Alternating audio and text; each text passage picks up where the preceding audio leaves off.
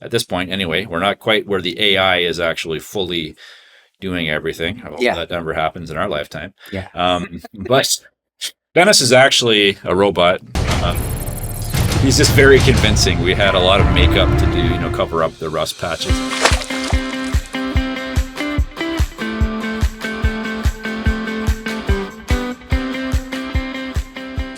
Hi, everybody. I'm James, creative director and founder of Twin Creek Media. I'm Dennis Powers. I'm the Director of Business Development here at Twin Creek Media. Yeah, and we have a cool show for you today. Yes. Actually, it's titled, Hey, Business Owners, You're Thinking About Your Website All Wrong. Why did you call it that? This is a really important topic. Comes up all the time, and it's really how people think about a website. And I think most people, at least 51% of people out there think that they're thinking about a website in the wrong way. So there's lots of examples of what a website isn't. Mm-hmm. And we have them written on our notes handily. Dennis, what's a great example of what a website isn't? Well, it isn't a business card. So it's not just there for contact info. Yeah, which in the old days, the beginning of the internet, that's what people did. Mm-hmm. They put up a one-page website. It was almost like a Yellow Pages directory.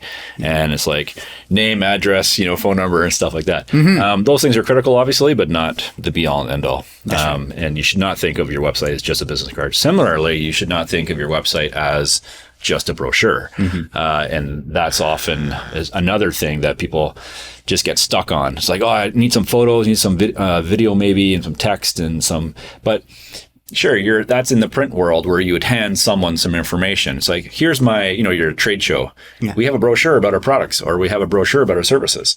And although there are some similarities, it's so much more than that. A website needs to be way more dynamic. We use that word in the industry. I still get calls saying, hey, I need a brochure site. Really? They actually use that word? Yeah. Yeah, that's interesting. So, and it's just, we'll get to what a website actually is in a second, but it's not just a brochure. That's for sure. It's also not an expense. And people think of a website being a pain in the butt, necessary evil business expense, right? And man, that's such a wrong way to look at things. And it's not an expense because it generates money, or it should.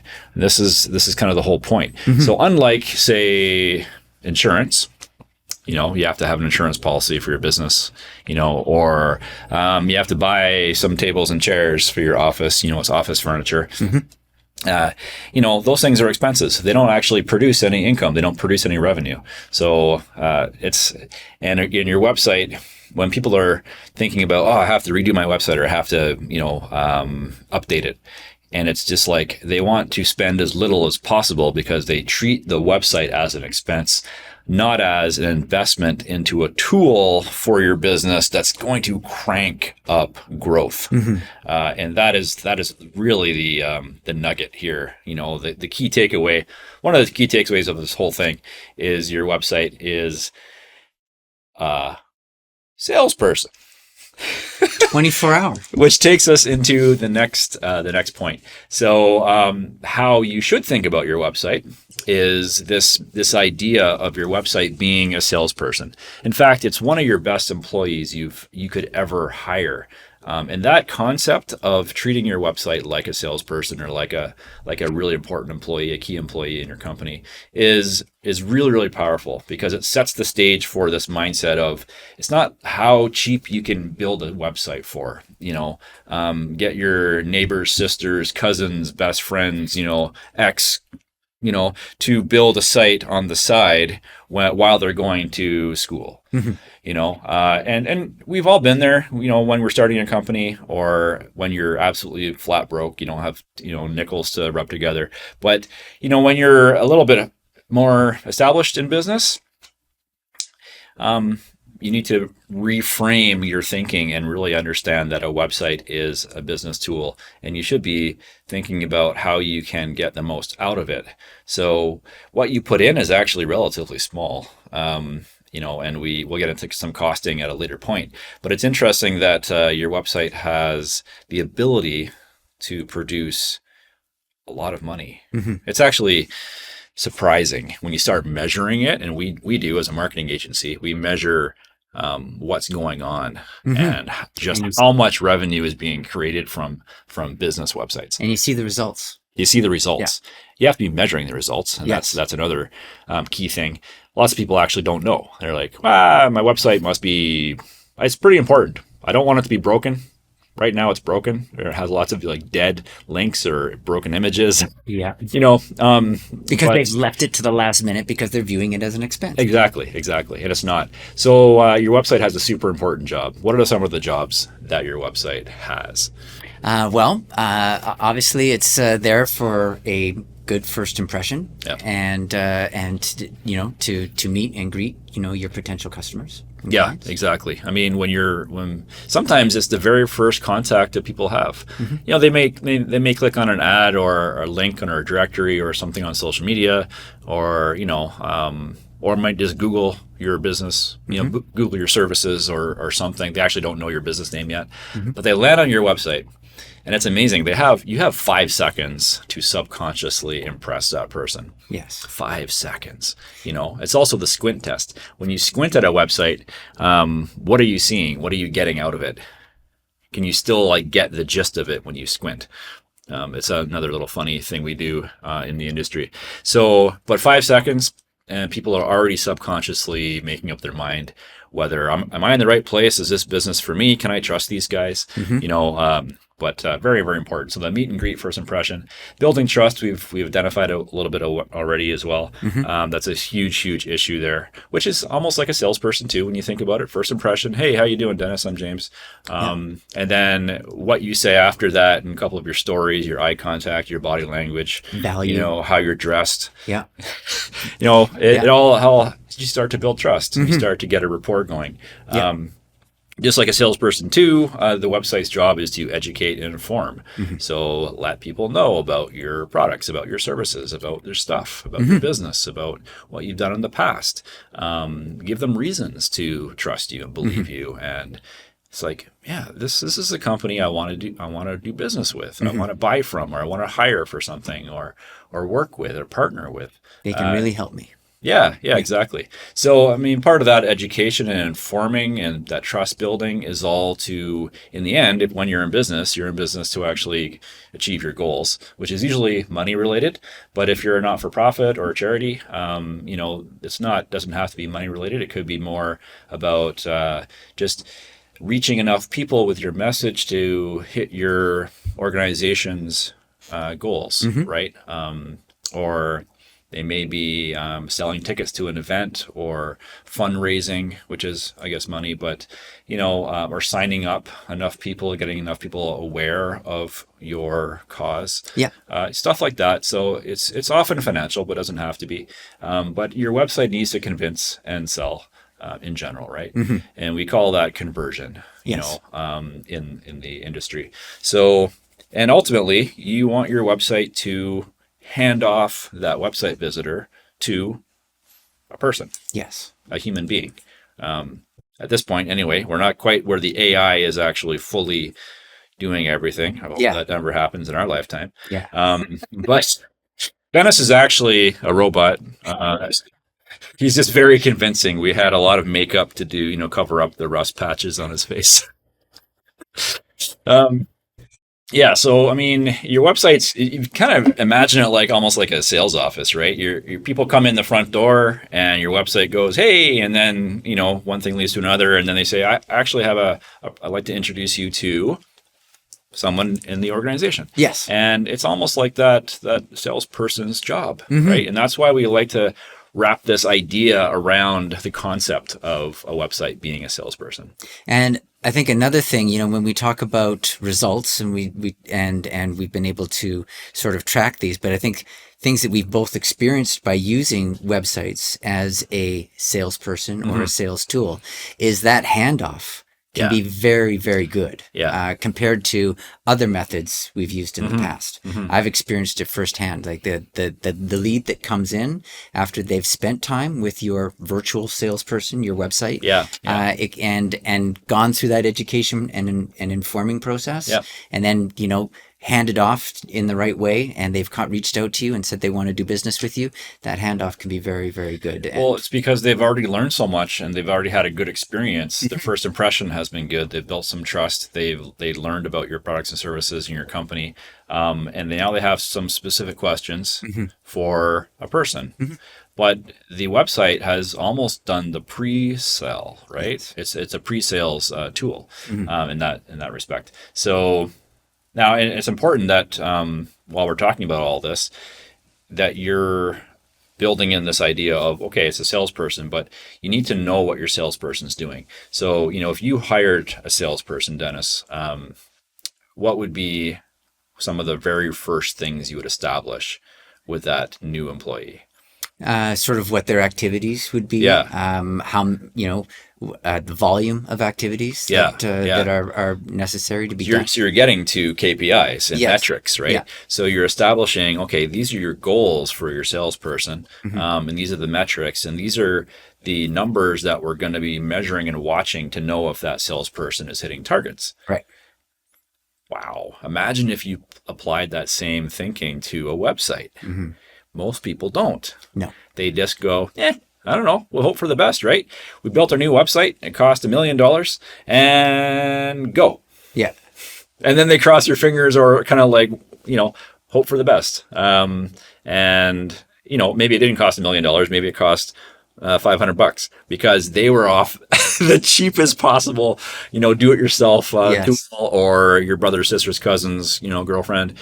So yeah, I mean, your brother's sisters, that would be, and I'm bad with, those metaphors. I shouldn't use those ones. Sisters, brother-in-law's sisters, cousins, that would have been a better one. Brother-in-law's sisters. I'll correct that next time. So, anyway, this kind of gets us onto thinking, and we're going to continue the salesperson metaphor, but one of our most popular questions of all time is, hey, I'm just shopping around for a new website. How much does a website cost, by the way? I'm just really looking for quotes. And they almost start the conversation that way. So we get phone calls, we get emails, and they boil down to, how much does it cost to build a website? Wow, that is a loaded question. And there's different ways that we, that we answer this sort of thing. But I often say, well, how much does a car cost, or how much does a house cost? I mean, they're all over the map. You can spend very little money, or you can spend a lot of money. What's the point? What are your goals? It all comes down to what is the business trying to achieve? And what do you want the website to do? So we don't really even answer the question. It's like, oh, it's $5,000, or oh, it's $25,000. Actually, a website costs $50,000. It's like, those are ridiculous answers. We can give like fuzzy ranges, perhaps.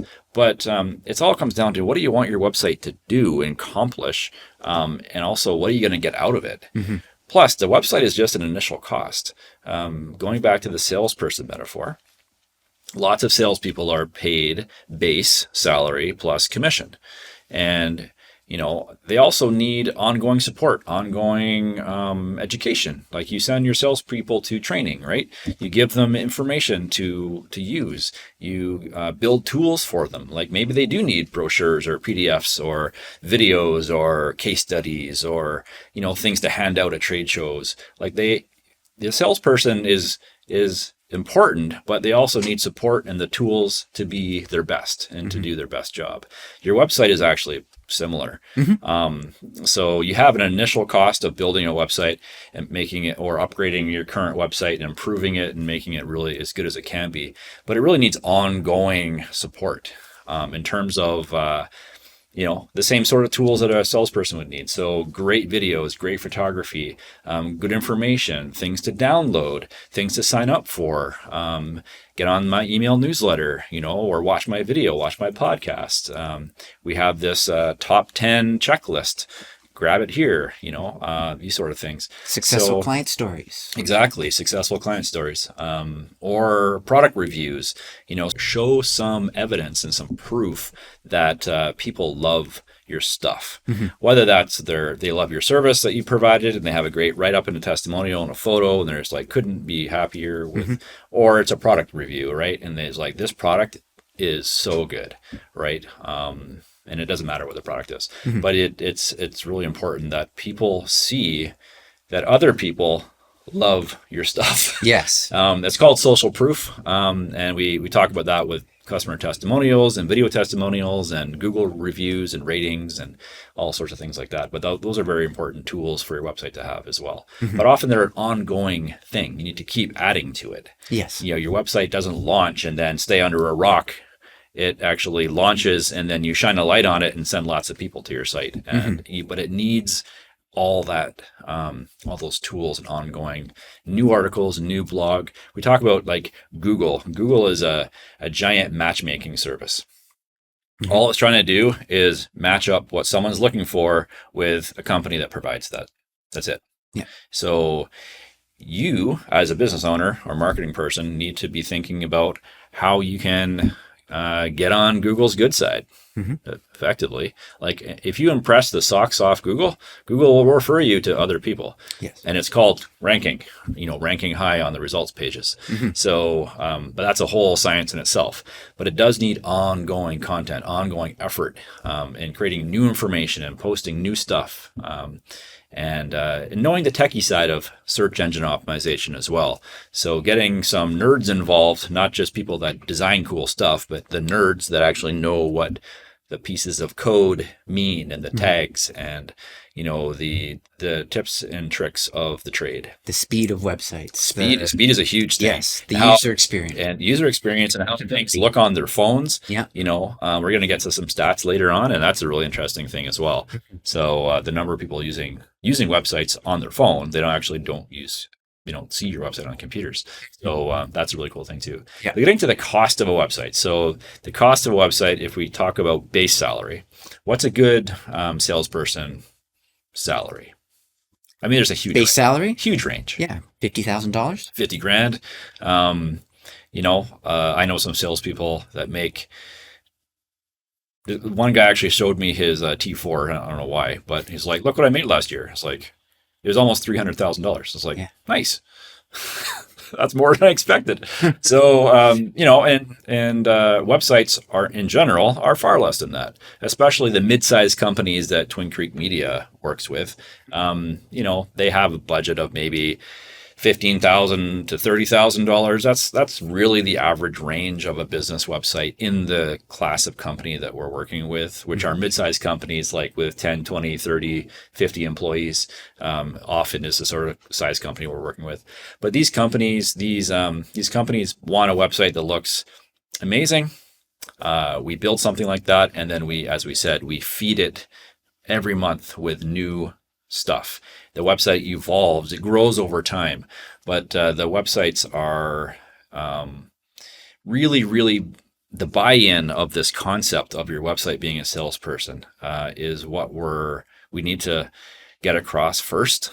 Otherwise, all you're trying to do is the cheapest possible site that is, and no one thinks of it as a salesperson. They're not thinking of the output, right? They're just thinking of, let's spend as little as possible. And it's really completely the wrong idea. So if you spend bottom dollar for a site, it's just like hiring the bottom most junior inexperienced salesperson on earth, right? Yes. It's like, no, I'm looking for the lowest price. Like, all right, you're going to get the worst salesperson who will perform the worst, who will sell the least things. And if you look at the ROI of that, it doesn't make any sense.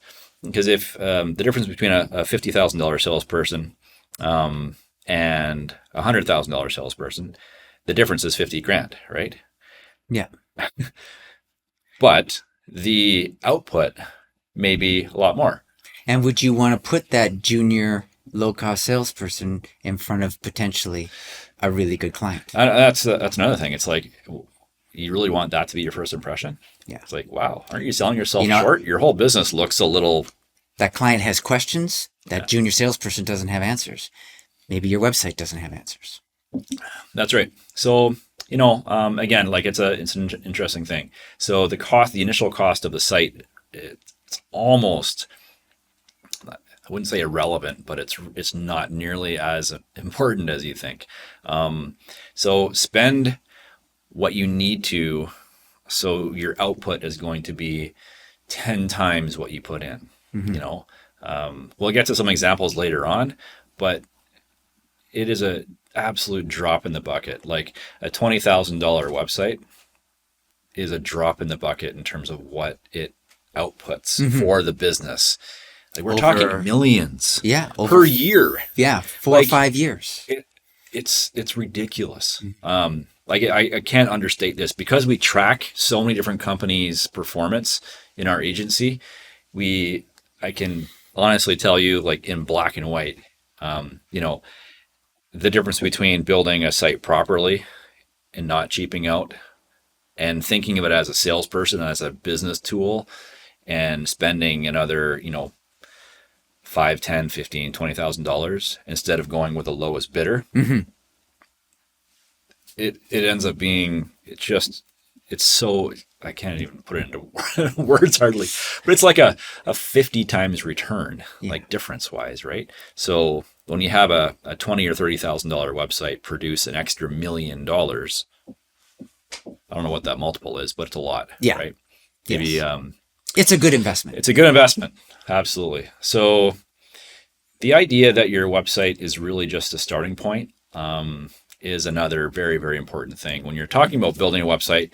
And this is where people, when the title of the show is, "Hey, business owners, you're thinking about your website all wrong," it's because I think it's a one-time exercise.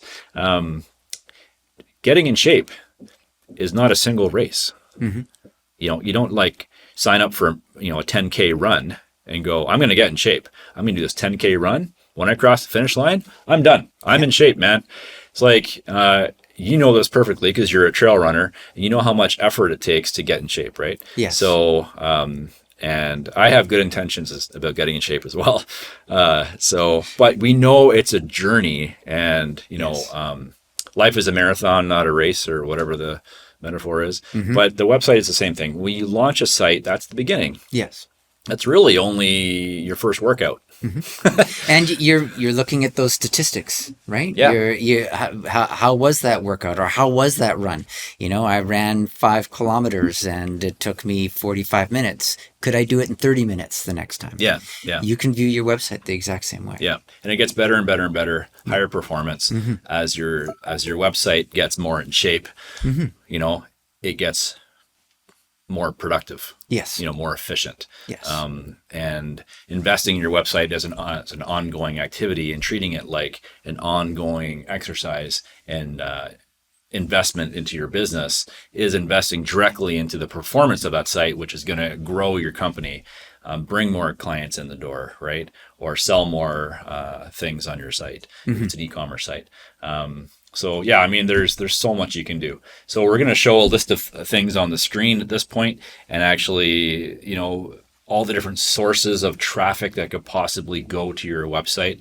But we're talking about advertising, right? So your site is going to rank, and you're going to find it's going to, have people land on it by organically, we call it, directly from Google. But you're not left to the mercy of Google. You can send people directly to your site as well, because your site is going to be more effective, just like a salesperson would be, if it has more people to meet, right? Yeah. So if I have one person a day, I'm like, "Hey, Dennis, but what if you were Dennis, and then John walked in the door, and then Judy, and then Jen, and then Chris, and Adam, and Roger, and or like sending me to a trade show or something like that. Totally. You got to send your website to a trade show. It's the same idea. Let's double, let's triple, let's quadruple the number of people hitting a website through all these different advertising activities, like ads and social media and or increased organic rankings. So all sorts of things we can do to build the website traffic. But when it ends up being, this is our average campaign when we turn it on is 2, 3, 4, 5, 6 times the previous volume of visitors. Right. This is just what happens. Yeah. So when you do that, of course, you're multiplying the number of leads. Yes. Or sales that your website is going to experience, because you're getting your salesperson in front of way more people. Yeah. And it can be targeted, and they're actually people that are interested in what you have to offer. Yeah, that's right. That's a good point. You're not just waving a flag out there on the side of the road, like you see in some cities. It's like, which is fine for pizza shops, because most people driving by eat pizza. Yeah. They definitely eat food. So, except apart from Dennis, because he's a robot, I said. We trail runs. Sure.